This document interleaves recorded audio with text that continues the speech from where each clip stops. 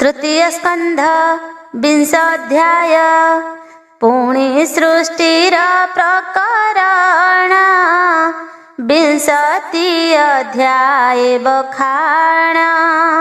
शौनक उवाच वराहरूपी भावग्राही जले धरणी गले थोई से मनु स्वयंभूर बला धरणी पृष्ठे जाहा कला नाना प्रकारे जंतु जेते ताहांकु साधिला के मन्ते ज्येष्ठ भ्राता जे धृतराष्ट्र ता पुत्र दुर्योधन दुष्ट कर्ण शकुनी दुःशासन एहांक तुले जेते जन पांडव हिते से विश्वासे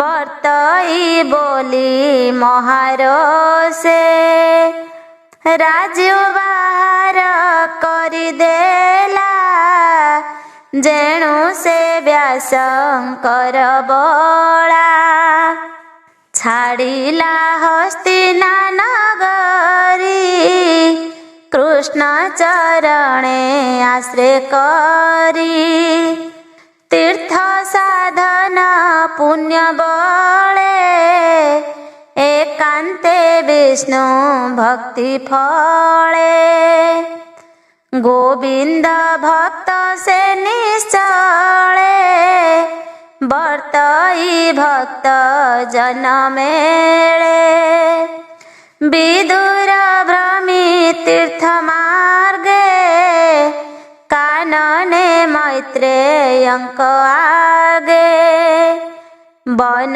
गहने गंगा कूले सेवे निजन एक मेले विदुर किबा प्रश्न कला कहिबा मोते विष्णु लीला से विष्णु कथा वाक्य सारा श्रुति गोचरे सुधाधार जैसने गंगा स्नान कले से तिनी तापरु धरे गोविंद कथा से ही मते पाप न रहे अंतर्गते कृष्ण चेष्टित भाव जेते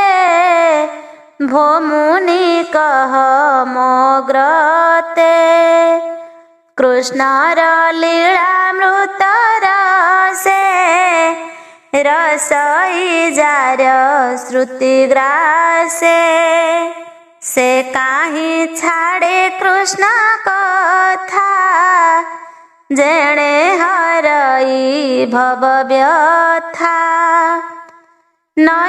नैमिषारण्ये मुनिगणे से उग्र श्रवार चरणे प्रणत होइन कहिले विष्णुर कथा कह भले से उग्र श्रवा विष्णु पदे मन कुनिबेसी आनंदे कहिले सुण मुनिगण कहिबि श्रीहरिर गुण सुत उवाच विष्णु शुकर रूप धरी धरणी पाताळु धरी लीला विहारे हिरण्याक्ष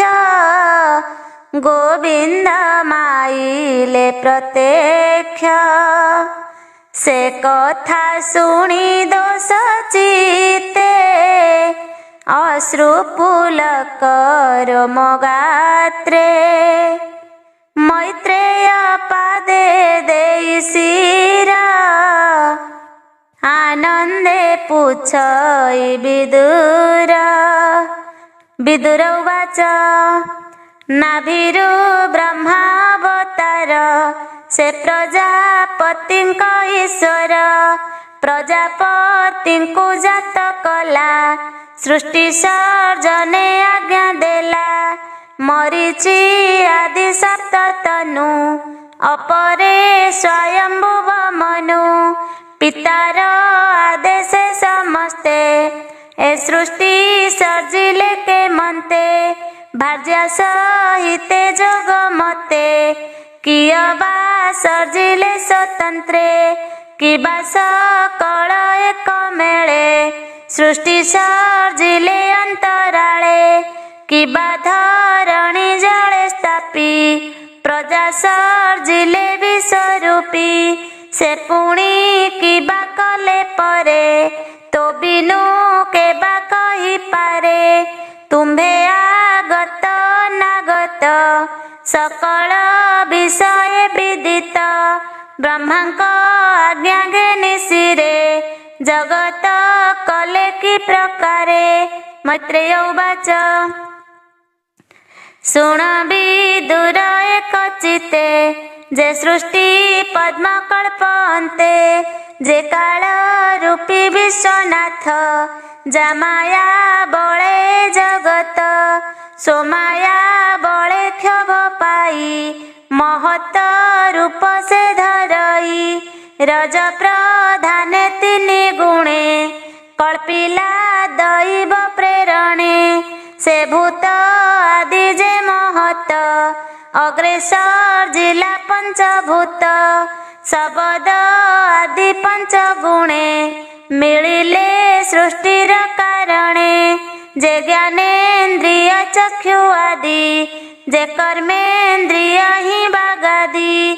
शतादि जेते कहले सृजने असमर्थ हेले। से पुणी एक रुंड होई दैव शक्तिर बल पाई। कल्पिला हेममय अंड जाहाकू बोलंती ब्रह्मांड। से अंड कोश महाजले पड़ी भासई काल बळे। से पुणी सहस्र बरसे से महार्णव जले भासे। से अंड कोश मध्ये हरि सोए अनंत सज्जा करी। तानाभि पद्म पद्म कोश सलीले होइला प्रकाश। से पद्म निज तेज पुंजे सहस्रे रवि रश्मि गंजे। से पद्म मध्ये सर्व जंतु प्रकाशे निज कर्म हेतु। विराज रूप तार मध्ये जन्मिला निज कार्य साधे। से पुणी विष्णु उपदेशे सृष्टि सर्जिला अंड कोशे। पूर्वे जे मते सृष्टि थिला से नाना रूपे संपादिला। कालर बळे कोप मने निश्वास छाड़े घन घने। तार निश्वास तत्क्षणे अविद्या संग पंचगणे। तामिश्र अंध तम तम मोह महामोह पंचम। ए पंचतम एका बेळे जन्मिले अंधकार बळे। ए सृष्टि देखि तममय धाता छाड़िला निज देह। से पिंड देखि तम गणे बेगे धाइले तत्क्षणे। से देह मध्ये संध्या मिशी तमेर जनि प्राय दिशि। क्षुधा त्रियुसार अति बळे सर्वे मिलिले एक मेळे। थोके बोलंती रख रख थोके बोलंती बेगे भक्ष। ए पिंड रख हो न भक्ष एणु होइब जक्ष रक्ष। तुम्भे जे जक्ष रक्ष गण मोर बचन एबे शुण। तुम्भे मोहर प्रजा हुआ एमंत कही पितामह।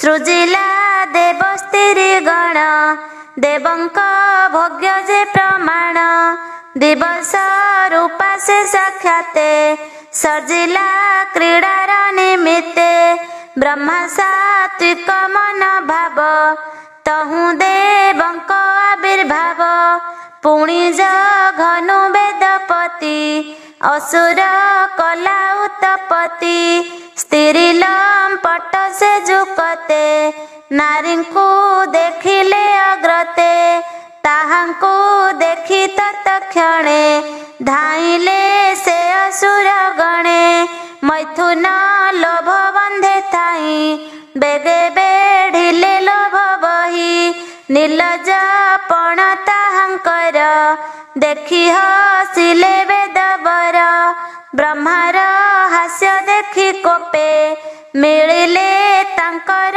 समीपे चाहन्ते कोपित बदने भय पशिला ब्रह्मा मने शून्य गोविंद पद ध्यायी बोलई सिरे कर देई प्राणीक अनुग्रह अर्थे तू नाथ आज्ञा देलु मते सृष्टिकर तोर बोले तो अनुरूप शयळे तू मते रख चक्रधर ए गणे महाभयंकर ए जेबे भक्ति बेटी मते केमंते सर्जीवी जगते ब्रह्मा भी कळ करने शुणी बोइले प्रभु चक्र पाणी ए देह घोर भयंकर बेगे तू छाड़ ए शरीर शुणी गोविंदर वचन तक्षणे छाड़िला जीवन से देह संध्या रूप होई रूपे असुर मन मोही नाना अलंकार साजेणी चरणे नुपुर बाजेणी मद विहोलित लोचन दुकुळे कटी शोभावन कटी में खड़ा रत्न सार हृदये तुंग पयधर सुंदर नासिका विराजे दंत दाळिंब बीज गंजे मधुर हास मनोहर संभ्रम कटाक्ष सुंदर वस्त्रे आच्छादी कळेबर पथे चालइला जभर असुरे देखिता गमन सर्वे होइले हत ज्ञान कहती एक एक चाही एमंत देखिला तो नाही नवीन बयस एहार रूप लावण्य मनोहर ए आंभ मन मध्य रमे अकामी जन प्राय भ्रमे एमंते संध्या रूप देखी प्रमोदा प्राय उपलक्षी नयन देईता बदने भावे पूछन्ति अन्युअने एमंत बहुत विचार करिण सकल असुर प्रणय बसे प्रमदार करिण बहुत सत्कार कुबुद्धि पणरे असुर पूछिले ताकु बार बार भोरंभा उरुसु कल्याणी प्रमदा कुल शिरोमणि काहार पत्नी तू बोलाऊ कह तू पूजिलु काहू कह तू तोर किस नाम कि प्रयोजने तो गमन तोरूप गुणे होइछन आंभर स्थगित लोचन तोहर रूप गुण राशि आंभर प्रभा को विनाशी आंभर पूर्व भाग्य फले मिलिलु आंभर छामुरे कंदुक क्रीड़ा तो नयन देखि हरिला आंभ मन तोर चरण पद्म जुग गमन चंचल तरंग हस्ते कंदुक तोर साजे तो मझा सिंह मध्य गंजे से पुणी स्तन भारे खीन भाजिला प्राय अनुमान ଏମନ୍ତ ସନ୍ଧ୍ୟା ରୂପ ଚାହିଁ ଅସୁର ଗଣ ଲୋଭ ବହି ସନ୍ଧ୍ୟାକୁ ଧରି ବାହୁ ବଳେ ମୋହେ ମଜିଲେ କାମ ଭଳେ ଦେଖିବି ଧାତା ପ୍ରହସିତ ଭାବ ଗମ୍ଭୀର ମଗ୍ନ ଚିତ ବ୍ରହ୍ମାର ଶରୀର ବିରାଜେ ତକ୍ଷଣେ ନିଜ କାନ୍ତି ତେଜେ ସ୍ୱଭାବେ ବ୍ରହ୍ମା ସେ ଆନନ୍ଦ ଗନ୍ଧର୍ବ ଅପସରା ବୃନ୍ଦ ବ୍ରହ୍ମାର ଶରୀର ବାହାର ଯେ ରୂପ ମହେଶ୍ୱର ନର ଗନ୍ଧର୍ବ ବିଶ୍ୱାବସୁ ଆଦି ସେ ବ୍ରହ୍ମା ରୂପରୁ ପ୍ରସିଦ୍ଧି ଆବୋରି ଅପସରା ଗଣେ ସୁଖେ ରହିଲେ ଜଣେ ଜଣେ ପୁଣି ଅଳସ ଭାବ ଧରି ଭୂତ ପିଶାଚ ଗଣ କରି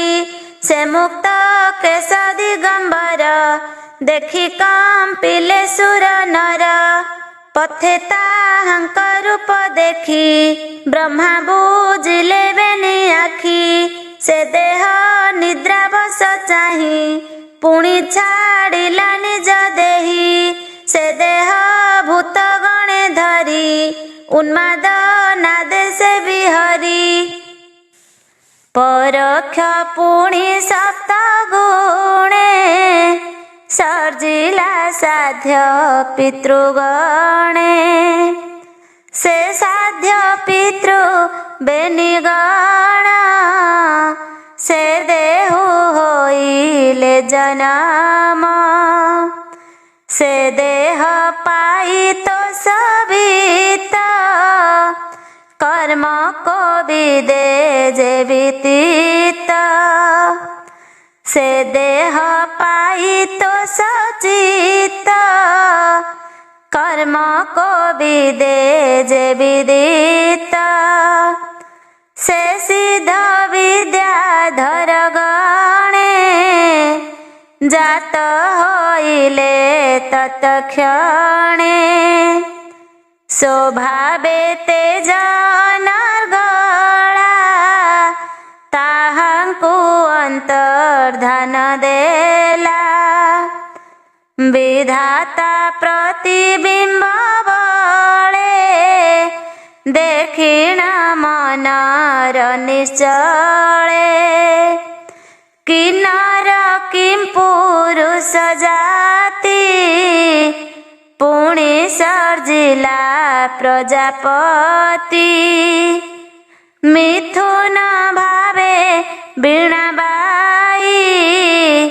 ଦେବଙ୍କ ତ ସେ ଗୀତ ଗାଇ ଏବେ ତୁ ଶୁଣ ହେ ବିଦୁର ବ୍ରହ୍ମାର ସୃଷ୍ଟିର ପ୍ରକାର ସେ ସୃଷ୍ଟି ଚାହିଁ ପ୍ରଜାନାଥ ମନରେ ହୋଇଲା ଚିନ୍ତିତ ଏ ସୃଷ୍ଟି ବୃଦ୍ଧି ତ ନହିଲା ଚିନ୍ତାରେ ବହୁତ ଶୋଇଲା ତାହାଙ୍କୁ ସର୍ଜିବେ ଦେବର ତକ୍ଷଣେ ଛାଡ଼ି ସେ ଶରୀର ଦେହ ଅନ୍ତରେ ଶୂନ୍ୟ ରହି ଶରୀର ଦେଖି ବିଚାରଇ